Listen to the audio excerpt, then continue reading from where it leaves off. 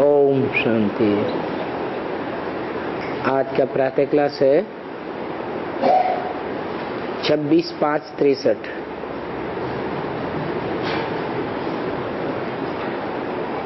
Record चला है तकदीर जगा कर आई हूँ।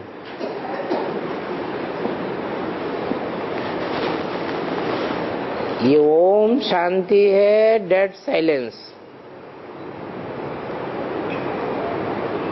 अशरीरी हो जाओ, इसको कहा जाता है सच्ची शांति। ऐसी प्रैक्टिस बच्चों को हो जाए कि स्वात्मा के स्वधर्म में टिक जाएं अथवा अशरीरी हो जाए। शरीर होते हुए भी अशरीरी हो जाए। जैसे अपन इस पुरानी दुनिया में रहते, याद नई दुनिया को करते हैं। बुद्धि योग वहां नई दुनिया में लगा हुआ है, परंतु आत्मा का तो स्वधर्म ही शांत है। इस पर एक मिसाल भी देते हैं कि हार गले में पड़ा था और बाहर बाहर ढूंढते थे। तो ये यहाँ का दृष्टांत है और इसे सन्यासियों ने कॉपी किया है। जैसे क्रिश्चियन लोग भी कृष्ण से कॉपी करते हैं, कहते हैं कि क्राइस्ट कुमारी के गर्भ से पैदा हुआ।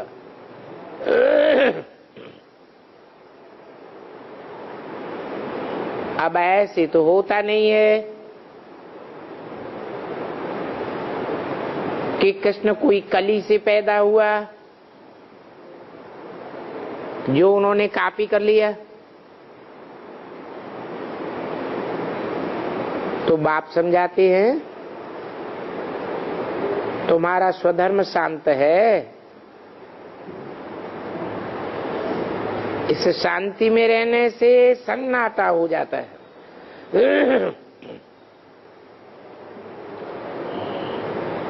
अगर सब महारथी जिनका अभ्यास पक्का हो इस संगठन में शांत होकर बैठ जाए तो जरूर सन्नाटा हो जाएगा। यहाँ बैठने से देह अभिमान डेड हो जाता है। देह अभिमान उड़ जाता है, जैसे कि सन्नाटा हो जाता है। जैसे आम मनुष्य शरीर छोड़ते हैं अथवा कोई योगी शरीर छोड़ते हैं तो सन्नाटा हो जाता है। तुम तो राजयोगी हो और वो हैं हठ योगी। वो भी ऐसे ही समझते हैं कि हम शरीर छोड़ परम धाम में जाते हैं, हम ब्रह्म में लीन हो जाएंगे। इस समय अगर कोई अनुभवी हो तो कहे कि हाँ सन्नाटा हो गया। सन्नाटा माने एकदम शांत। ऐसे नहीं वो सन्यासी कोई कम है, पवित्र बनते हैं। फिर उन पर कोई थोड़े ही कहते हैं कि दुनिया कैसे चलेगी। तो ड्रामा अनुसार उनका हठ योग भी नुधा हुआ है और तुम्हारा है राजयोग। तुम जानते हो हम भविष्य 21 जन्मों के लिए पढ़ रहे हैं। राजाओं का राजा बनने के लिए पढ़ रहे हैं। भक्ति मार्ग में ये 21 पीढ़ी गाई हुई है ना, तो ये भारत की ही बात है। ऐसे नहीं कि कहाँ भी कोई भी देश में चले जाओ तो यही परंपराएं होंगी। जो अनन्य बच्चे हैं उन्हों को ये 21 जन्म का नशा रहता है। तुम्हारी गॉडली स्टूडेंट लाइफ तो है ना। भगवान आज कहते हैं, मैं तुमको राजयोग सिखलाता हूं जिससे तुम 21 जन्म के मालिक बनते हो। स्टूडेंट भी जानते हैं कि बरोबर हम बेहद के बाप से स्वर्ग की बादशाही का वर्षा ले रहे हैं। ऐसी पढ़ाई ड्रामा में एक ही बार संगम युग पर होती है। ऐसे नहीं कि हर युग में आते हैं, 24 अवतार लेते हैं या 10 अवतार लेते हैं।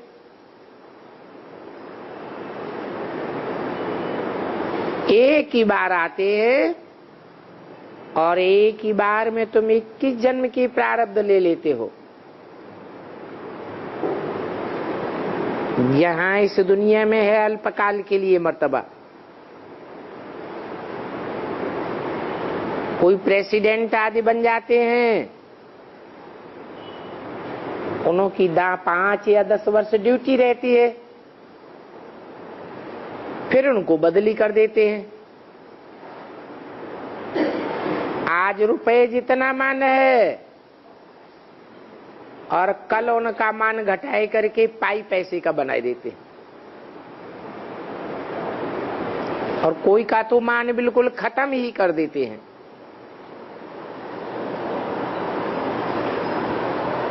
तो ये है अल्पकाल का सुख। फिर भी देखो, उस अल्पकाल के सुख में भी नेहरू क्या था और अब नेहरू क्या होगा। चलते चलते कोई दुश्मन मार डाले, ये डर तो रहता है ना। कोई कोई को तो सारी लाइफ के लिए चुन लेते हैं,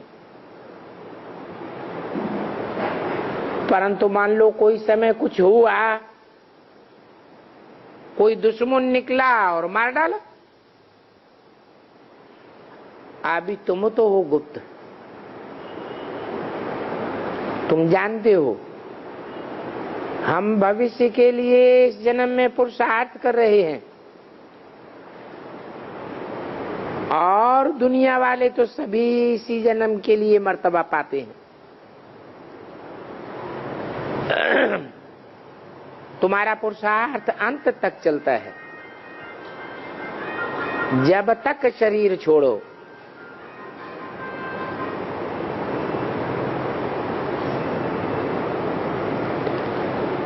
प्रारब्ध भविष्य में मिलनी है। ये नई दुनिया अथवा नई स्वराज्य के लिए नई नई बातें हैं। आत्मा जानती है कि हम भविष्य में नया चोला पहन राज्य करेंगे। आत्मा बोलती है हम आत्मा इस पुराने शरीर में परमपिता परमात्मा से राजयोग सीख रहे हैं, जिससे हम भविष्य में प्रिंस प्रिंसेस डबल सिर ताज बनेंगे। भारत में देवी देवताएं ही डबल सिर ताज थे, उनका लाइट का ताज था और रतन जड़ित ताज, दोनों ही ताज थे। इसी भारत में जब वो पूज्य, अभी वो पुजारी बन जाते हैं। पुजारी बनते हैं तो वो लाइट का ताज नहीं रहता है,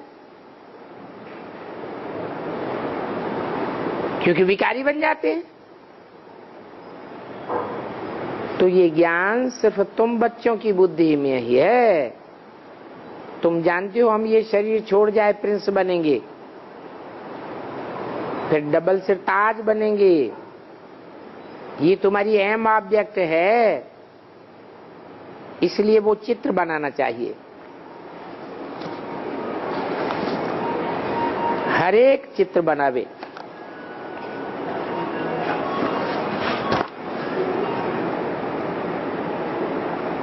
अपना भी चित्र बनावे,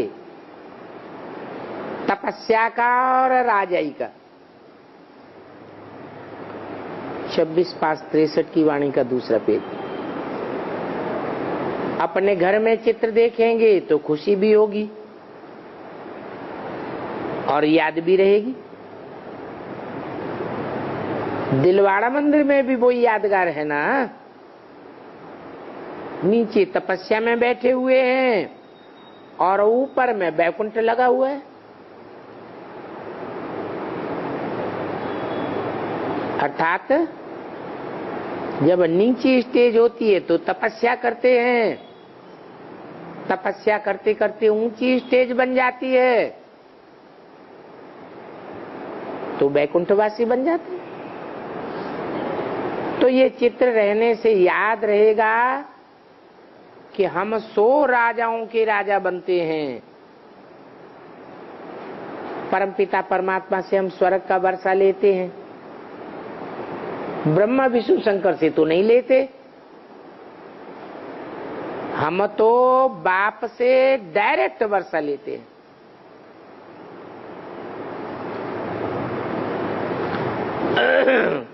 कैसे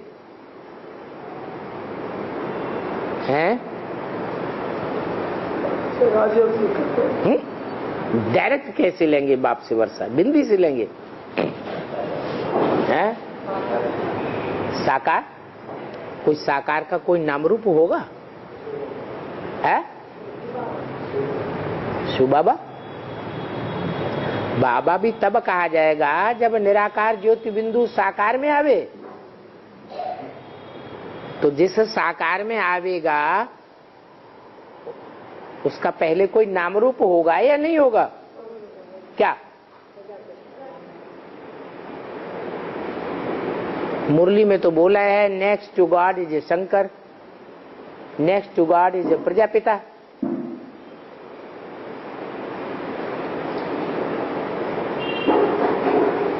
तो इससे साबित तो होता है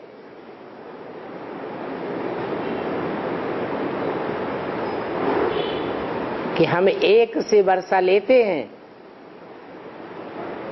2 आत्माएं हमको वर्षा देने वाली नहीं है। ऊंचते ऊंचे है शिव बाबा, और वो शिव बाबा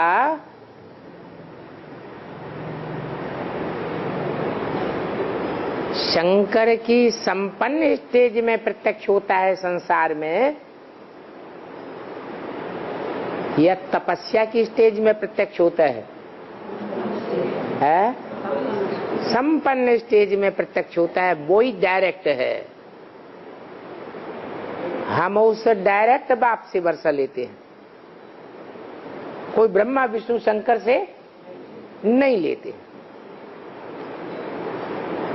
ब्रह्मा विष्णु शंकर को तो सूक्ष्म वतनवासी ब्रदर्स कहेंगे। सूक्ष्म वतनवासी अर्थात मनन चिंतन मंथन की स्टेज में रहने वाला।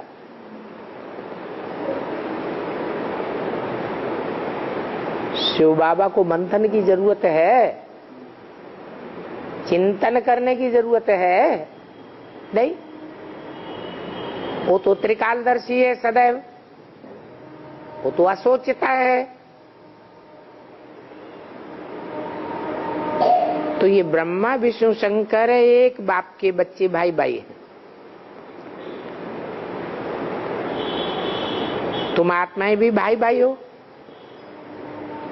फिर शरीर में आने से भाई बहन हो जाते।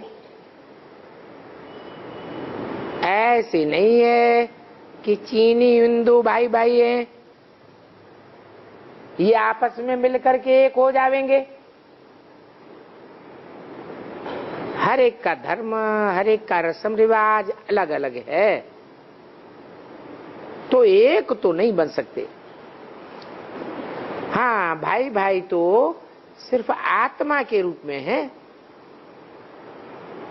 वो लोग तो इस बात को जिस्मानी रूप में ले लेते हैं। क्या कि हिंदू, मुस्लिम, सिख, ईसाई सब आपस में भाई भाई। अभी तुम तो जानते हो कि मनुष्य सृष्टि का चक्र फिरता ही रहता है। मनुष्यों को ही 84 जन्म मिलते हैं,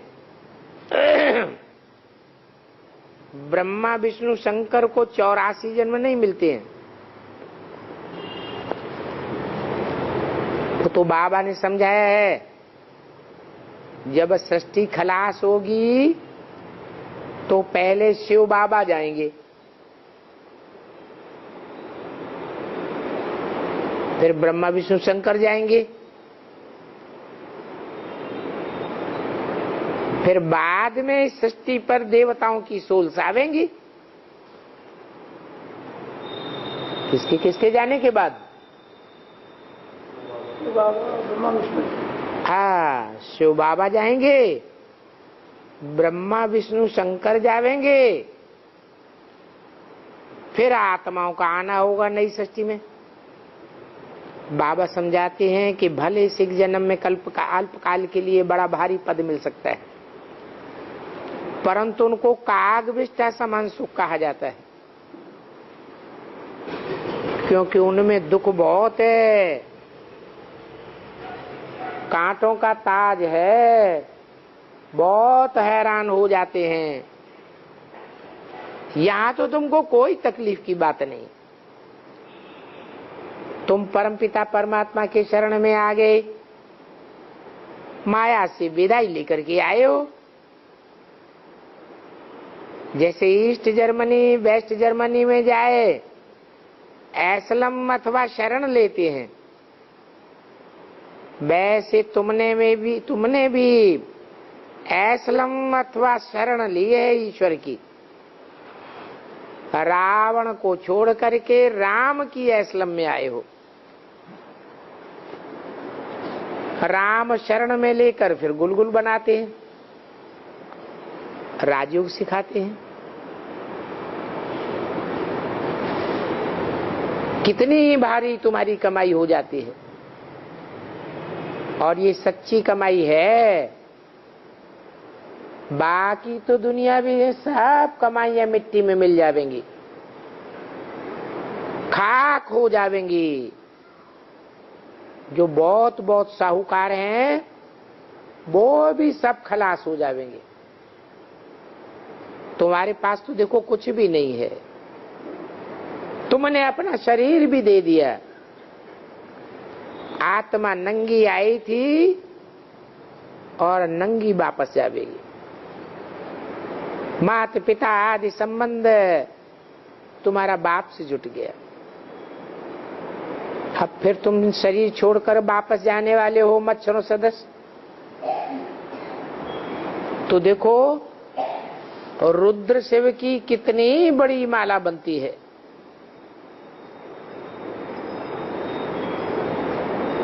500 550 करोड़ की माला है।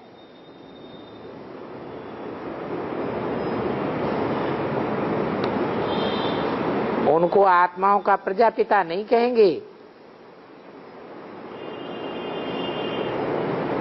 क्या कहा है? रुद्र को आत्माओं का प्रजापिता नहीं कहेंगे, वो आत्माओं का पिता है। आत्माएं कोई प्रजा नहीं है जिनका प्रकृष्ट रूप से जन्म हुआ हो। क्यों? क्योंकि आत्मा अजर अमर अविनाशी है, उसका जन्म होने की बात ही नहीं है। प्रजा तो मनुष्यों की होती है। तो देखो रुद्र की माला कितनी बड़ी है। ये ज्ञान भगवान के बगैर कोई नहीं दे सकता। नॉलेजफुल ब्लिसफुल वो ही एक बाप है। वो आकर के मुक्ति, जीवन मुक्ति का रास्ता बताते हैं। इसको ही आशीर्वाद कहेंगे। अभी तो सारी दुनिया का प्रश्न है, क्योंकि सारी दुनिया शांत है, पतित है। सतयुग में तो बिल्कुल शांत होते हैं, कोई झगड़ा नहीं होता, न घर में होता है और न नेशन में होता है। यहाँ तो देखो चारों ओर मारा मारी लगी पड़ी है। अपने घर में बैठ भी शांत नहीं होती।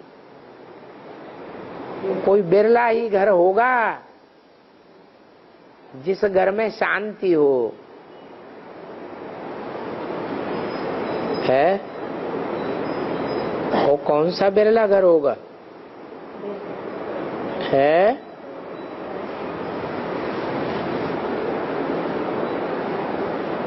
अरे कौन से धर्म का होगा? है? जरूर प्राय लोप होगा। माना ऐसे ऐसे परिवार पूरे लोप नहीं हुए हैं। अभी भी कहीं न कहीं भारतवर्ष में ऐसे परिवार हैं जहां पूरे परिवार में शांति लगी पड़ी है।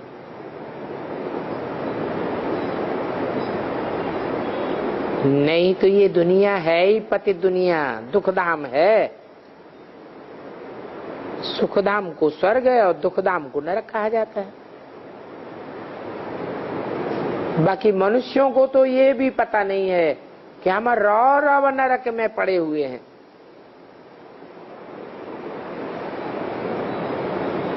खटमलो मुआफे के एक दूसरे का खून चूसते रहते हैं। मनुष्य बेचारे मेहनत करके कमाते हैं, उन पर टैक्स लगा करके 75% तो गवर्नमेंट ले लेती है। तो क्या यही सुख की दुनिया है? बाप आकर फिर स्वर्ग का मालिक बनाते हैं। तुम श्रीमत से ही श्रेष्ठ बनेंगे। श्रीमत भगवत गीता है, अर्थात भगवान की गाई हुई है, भगवान का गीत है। वो गीता तो कोई श्रीमत की नहीं है। बाप कहते हैं, बच्चे मैं जो ज्ञान दे रहा हूं ये तुमको राजाओं का राजा बनाने वाला है। ये कोई परंपरा नहीं चलता है। सतयुग में तो कोई पतित नहीं है जिनको ज्ञान मिले, वहां तो सब प्रारब्ध वाले हैं। ये ज्ञान लोप हो गया, फिर गीता का ज्ञान कहाँ आया? कहां से आए? पीछे तो मनुष्यों ने बैठ गीता बनाई है। पहले पहले तो मेरा नाम निकाल। जिसने मेरे से राज भाग लिया, किसने लिया? है? कृष्ण ने लिया। और किससे लिया? है? शिव बाबा से लिया। कब लिया? है? संगम युग में कब लिया? है? संगम युग में कब लिया? अरे संगम युग तो 100 साल का है, अभी ले रहे हैं। अभी लेने वाले को शरीर है, पुरुषार्थ कर रहा है अपना।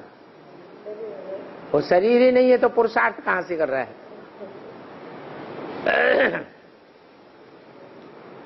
फिर कब लिया? कृष्ण की आत्मा ने शिव बाबा से लिया तो कब लिया? हल हाँ, यज्ञ के आदि में ही दिया और यज्ञ के आदि में ही लिया। जिसने मेरे से राज भाग लिया उनका नाम डाल दिया है।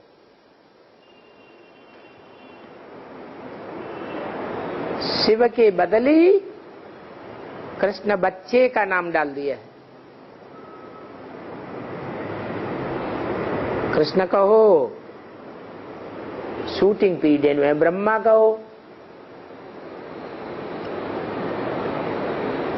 अभी कैसे शूटिंग हो रही है नाम डालने की? है हाँ, जो भी मुरलियां हैं, जो भी ब्रह्मा के मुख से वेदवाणी निकली है, उसमें किसका नाम डाल दिया? पिता श्री ब्रह्मा का नाम डाल दिया। किसने डाल दिया?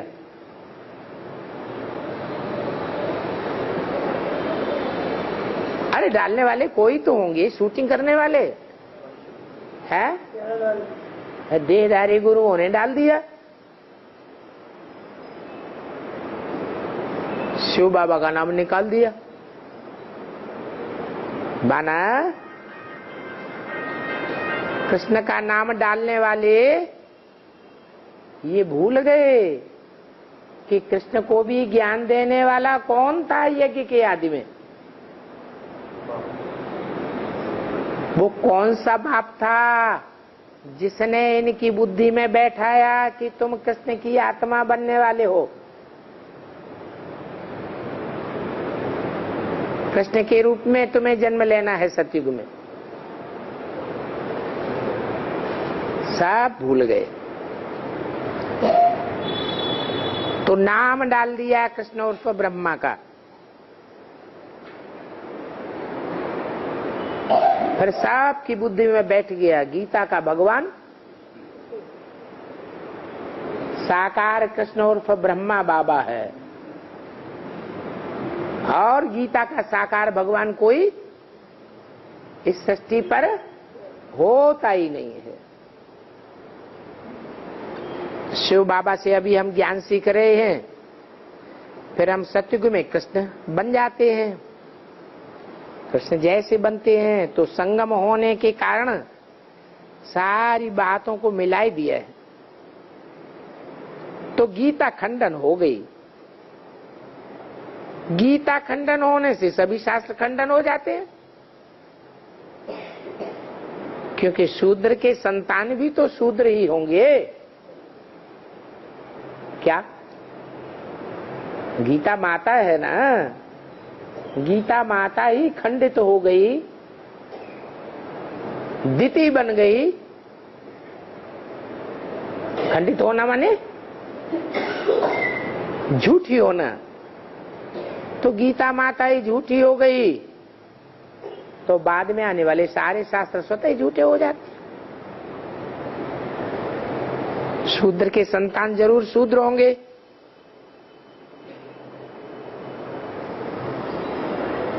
तो और सभी शास्त्र गीता के बाल बच्चे हैं। गीता झूठी होने से सभी शास्त्र झूठे हो गए। ये गीता 95% झूठी है, खंडन की हुई है। जैसे आटे में लूण मिसल सच्चाई है।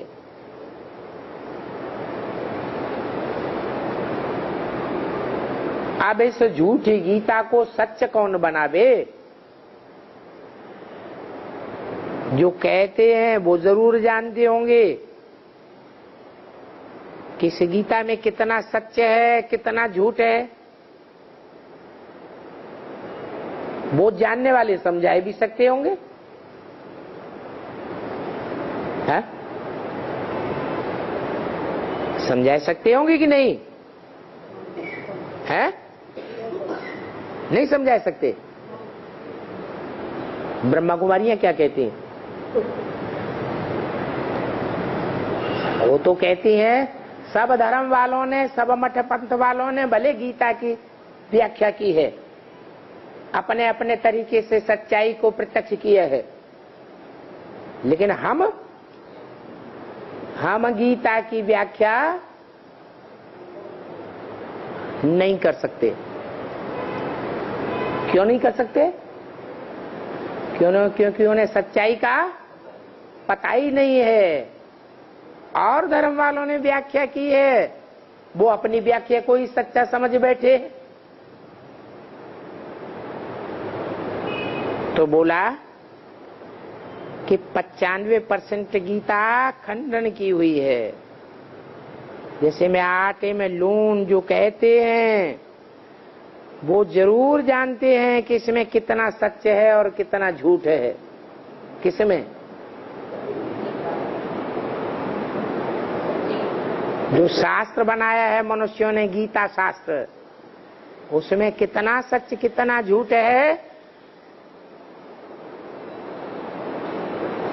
वो बताए सकते हैं और समझाए भी सकते होंगे।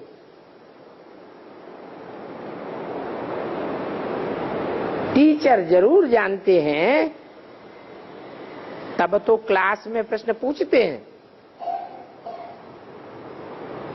हा? अगर जानते नहीं है तो प्रश्न कैसे पुटअप करेंगे? हम कहते हैं 95% गीता झूठी है, तो सिद्ध कर बताते भी हैं, नहीं तो बहस हो जाए कि ये डिफेम करते हैं। बहस करने के लिए कोई आता नहीं है। 26/5/63 की वाणी का 3रा पेज। वो कहते हैं इन्होंने गीता को डिफेम किया है। हम कहते हैं हमने नहीं डिफेम किया है, अपनी अपनी मनमत पर गीता का जिन्होंने व्याख्या की है उल्टी पलटी, उन्होंने डिफेम किया है। जिन्होंने गीता में कृष्ण उर्फ ब्रह्मा का नाम डाला है, उन्होंने डिफेम किया है। तो उन्हों पर केस होना चाहिए। परंतु केस किस पर करें?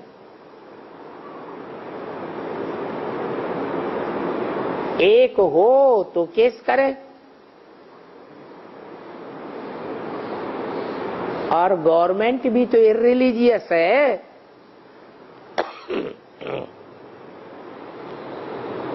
गवर्नमेंट को भी इस बात से कोई मतलब नहीं गीता कृष्ण ने लिखी या शिव ने लिखी या किसने लिखी, हमें इससे क्या मतलब, हमें वोट देते रहो।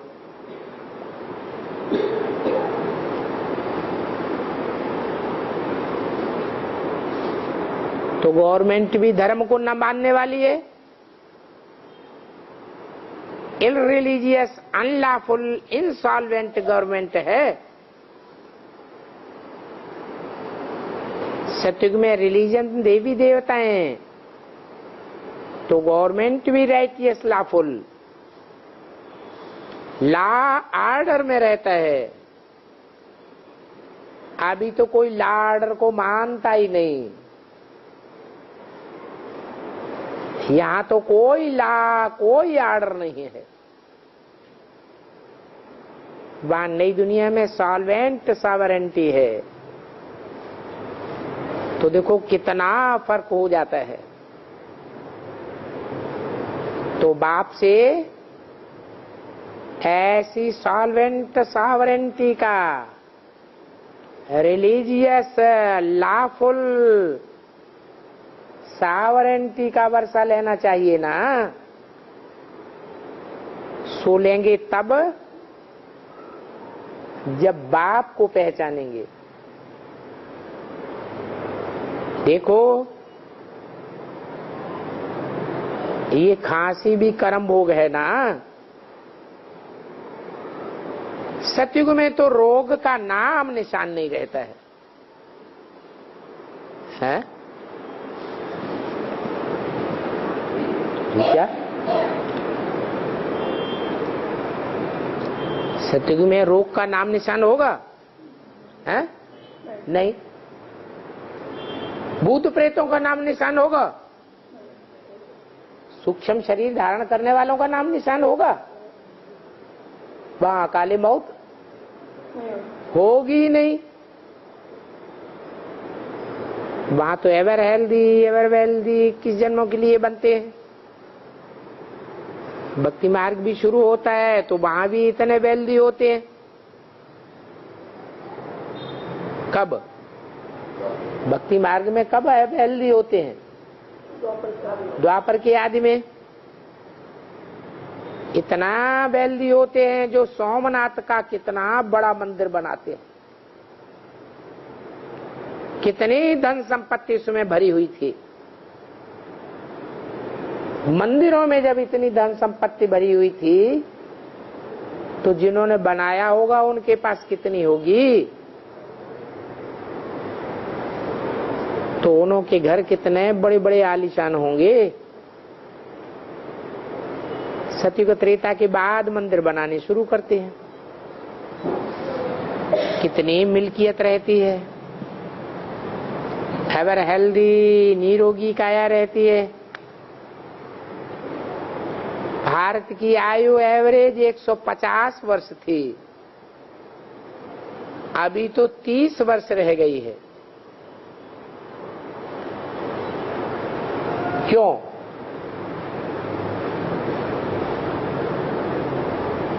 योगी की आयु बड़ी होती है या भोगी की आयु बड़ी होती है? वो कर्मेंद्रियों से कोई भोग नहीं भोगते थे, इसलिए उनकी आयु बड़ी थी।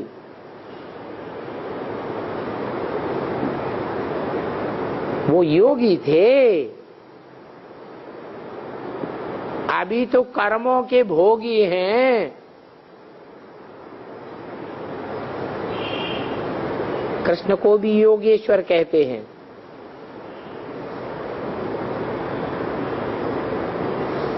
है? भी क्यों लगा दिया है? यानी कोई दूसरा भी योगेश्वर है? कौन? शिव बाबा योगियों का ईश्वर है। तो पहले पहले जब कोई आते हैं तो उनको समझाना है, पहले अपने बाप को जानो। बाप को न जानने के कारण ही सभी आर्फन बन पड़े हैं, आपस में लड़ते झगड़ते रहते हैं। ये सन्यासी भी आर्फन है, इसलिए लड़ते हैं।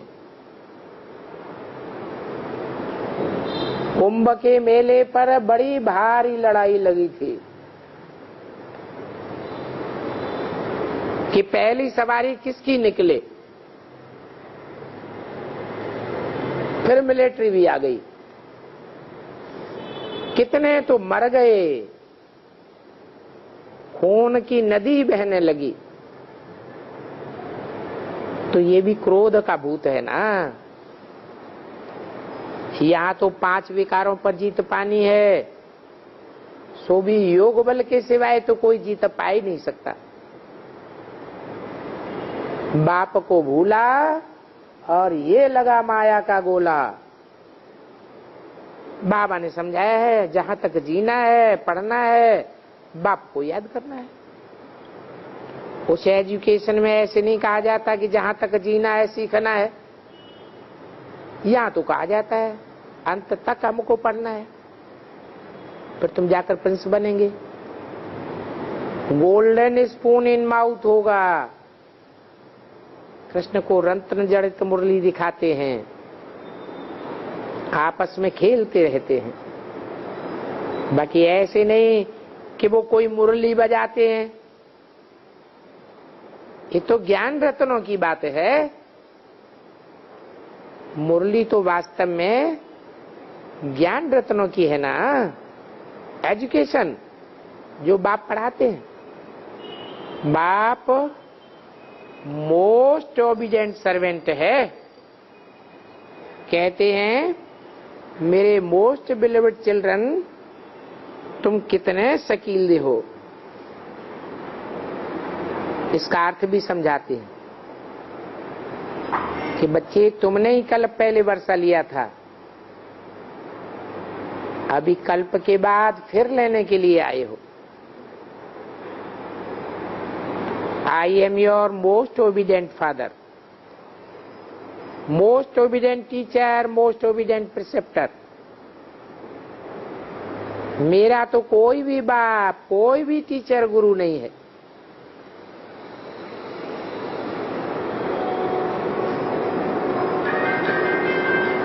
तुम्हारे तो बाप हैं, मेरा कोई भी बाप टीचर गुरु नहीं है। तो ये बड़ी समझने की बातें हैं। और क्या निश्चय करावे?